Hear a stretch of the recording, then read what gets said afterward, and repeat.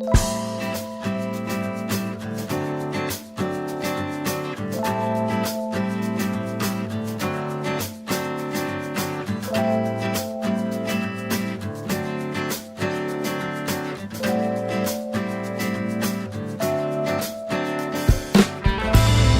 go. Hello, boys and girls. How's everybody doing? This is BigBadWolfMoto, and on this beautiful day we're riding on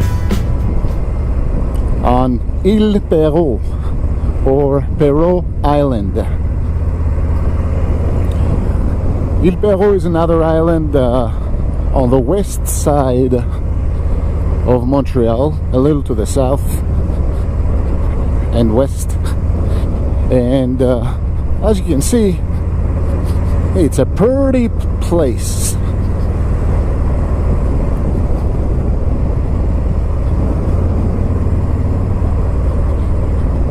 Gorgeous.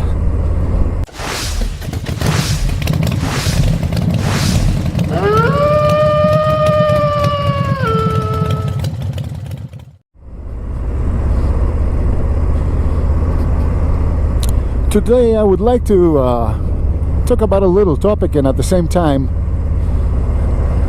share with you a little story from my motorcycle past. And this video is inspired by my friend Maikeli7 for YouTube, or Michael, or Dr. Jones. A few weeks ago he made a very nice video on his channel, and he was talking about things that he learned from his years of long motorcycle trips. It was a very interesting video, and among other things he talked about how you have to be careful not to overpack your motorcycle before a long motorcycle trip. So inspired by Maikeli7's video, I want to share with you a little story of how I learned the hard way not to overpack my bike on a long trip. So there we go. Year 2009. Me and a bunch of friends, we start from an island in Mykonos, some of us, and some others from mainland Greece, Athens.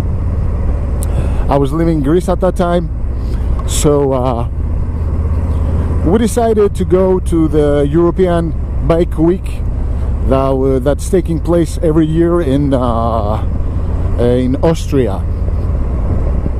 In order to get to Austria, we would ride from Athens on the west of Greece to Patra, where we would take the ferry and cross to Italy at Ancona, and from there ride north to the border of Italy, and then cross to Austria and get to our destination. So we're making preparations. We have planned everything, hotels, motels, a night in Venice, and a few nights in Austria, in Fakamzi. And when the time comes, we're starting to prepare our luggage.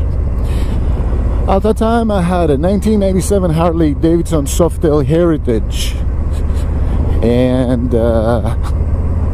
this bike had two good size leather saddlebags, and I had also installed a sissy bar with a passenger backrest and a luggage rack in the back. So when the time came, we stuffed, when I say we, I mean me and my ex-wife, we stuffed the saddlebags with things that we needed, including a few tools, plus On the luggage rack in the back, I loaded a huge leather bag that one of my best friends that makes miracles with leather had fabricated for me. Like, you know, like one of those original Harley Davidson bags that look like a cylinder.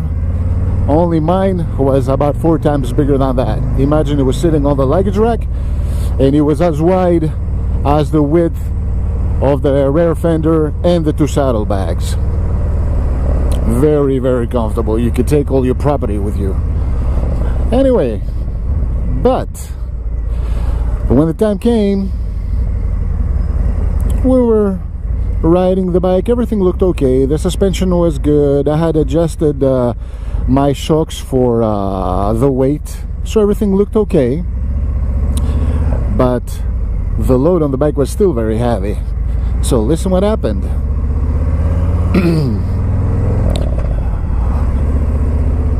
On the way to Patra from Athens, we're on the highway doing about 70 miles per hour, about 100 kilometers per hour, and yours truly catches a pothole. Yes sir, a pothole. It wasn't very bad, but at 100 kilometers per hour, when you don't expect it, it comes a little bit as a surprise. Anyway, we were not in any danger. We went through it, you know, the bike took it, no problem, and we kept going. What I didn't realize at that point is that the swing arm on my Softail, and you know how Softails are, you know, there's the frame and there's the swing arm with hidden shocks, so it makes it look like an old rigid kind of bike. So the swing arm went so deep into the frame that it got stuck inside. You know, when some were metal to metal, you know, the frame, and in other words, the swing arm wedged into the frame and it got stuck there. So basically the only suspension I had left was the air in my rear tire. And when you are riding on smooth roads, you don't realize that too quick. And I didn't until it was time for us to make a stop and have some lunch and coffee. So we're sitting over there and I'm looking at my beautiful black bike. It was black at that time with the black leathers and everything. I go, what a beautiful bike I have. And then I realize that my pipes are almost touching the ground and the bike is parked and there's nobody sitting on it, right? So I go, uh-oh, something wrong there. I go, I look, and I go, oh shoot, there we go. What is this? What happened to the suspension? Why is the swing arm so high up, so it makes the bike so low? My pipes were almost touching the ground. So anyway,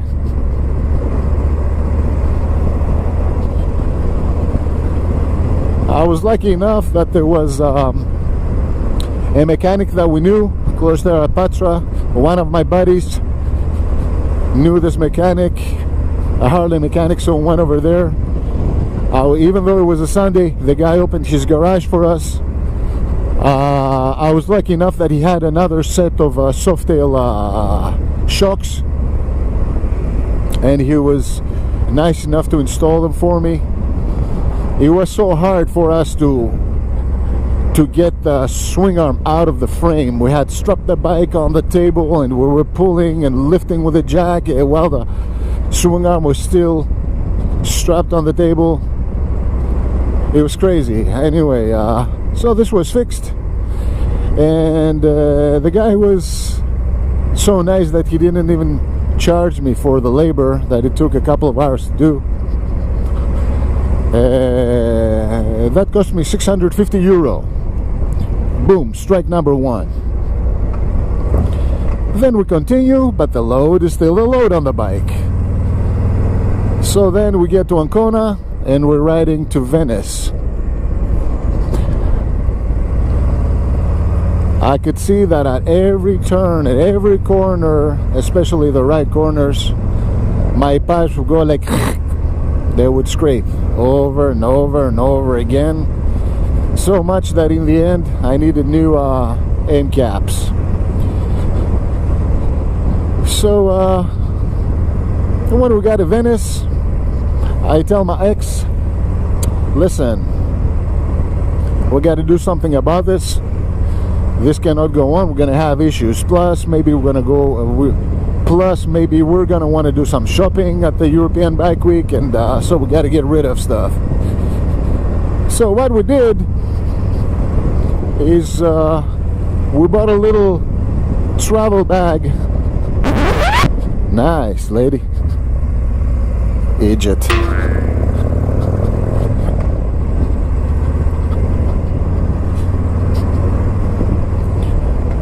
We bought a small traveling bag, which was about the 1/4 in capacity of the big bag we had in the back. We kept the absolutely necessary things just like we should have done at the first place, and we couriered everything else back to Greece, together with my big leather gorgeous traveling bag. That cost me another 350 euro. So altogether about 1,000 euro to learn that when you travel on a bike, you have to travel light. Noobs, I tell you, Dr. Jones, noobs. Well,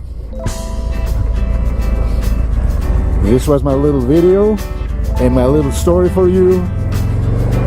Now I'm making sure I never do that kind of stuff again.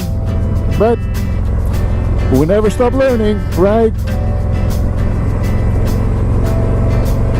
So, this is BigBadWolfMoto from beautiful Ile Perrot. And I'll continue my little ride on this beautiful day.